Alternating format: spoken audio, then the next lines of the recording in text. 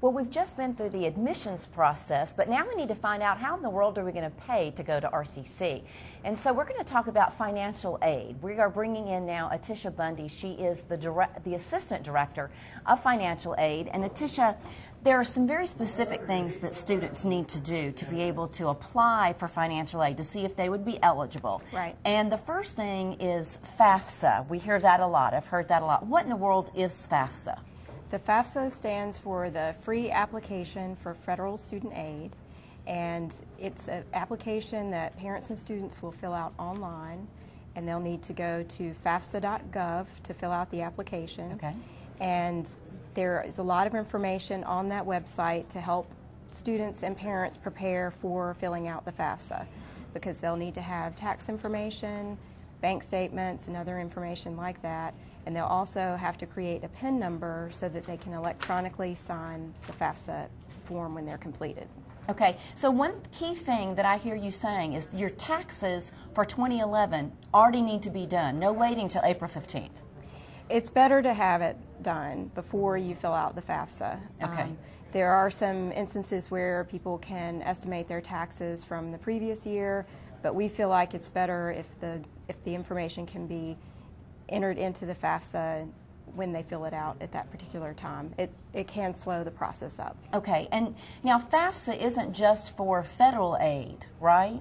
That's right. When a student and when the family fills out the FAFSA, the student is considered for the Pell Grant, which a lot of people are familiar with, the North Carolina Community College Grant, North Carolina Education Lottery Scholarship, and even institutional funds.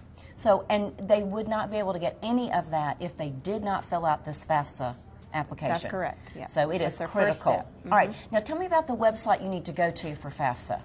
It's the Free Application for Federal Student Aid, so it's FAFSA.gov. And there are a couple of other websites out there with .com or .org, and they do charge the student or the family to fill out the FAFSA, and it is intended to be a free application. So it's critical that you get to the .gov website and not the others. That's right. Or you could be paying for something you shouldn't. That's exactly right. Okay, excellent. And so what, how long does the process take? It generally takes about 4 to 6 weeks to process a financial aid application. Once the family fills out the FAFSA, that information goes to a central processing center. They need a week or two to process the information. They apply a federal formula to that information that they get, and they come up with an expected family contribution. And they will, if the student includes their email address in their application, they will send them in a student aid report their expected family contribution. And that's what the federal government has determined that the family can contribute toward that student's education. Okay. And once that information is uploaded, then we can go and retrieve that information, and we take a look at it too. We look at the estimated family contribution, we look at the cost of attendance for the college here, and we determine how much financial aid that student can be awarded. Okay. Now, sometimes though there's kind of a verification in the process which could slow it down even more. Sometimes we need additional information here at our institution, and sometimes the federal government selects students for a process called verification. And in that case, we would request additional documents from the student. So doing this ahead of time is really important.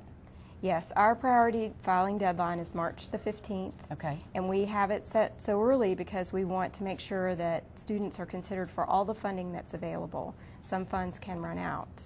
So we have it set early for that reason, and also to allow us plenty of time to get the student's application, reviewed and an award letter made prior to the beginning of the next semester or the fall semester. Right, okay. And now then there's another big day coming up. That's right. Tell us about that. A lot of people find the process of filling out the FAFSA complex. And we have FAFSA Day on February the 18th from 9 until noon here at RCC in the ADT building. It's rooms 102 and 104. And we will have people on staff to help families fill out their FAFSA. Last year we helped 65 families, and I would say most of them got their FAFSA filled out completely that day. If you're a member of the State Employees Credit Union, you can go to any of the 3 branches in the county that day also to fill out the FAFSA.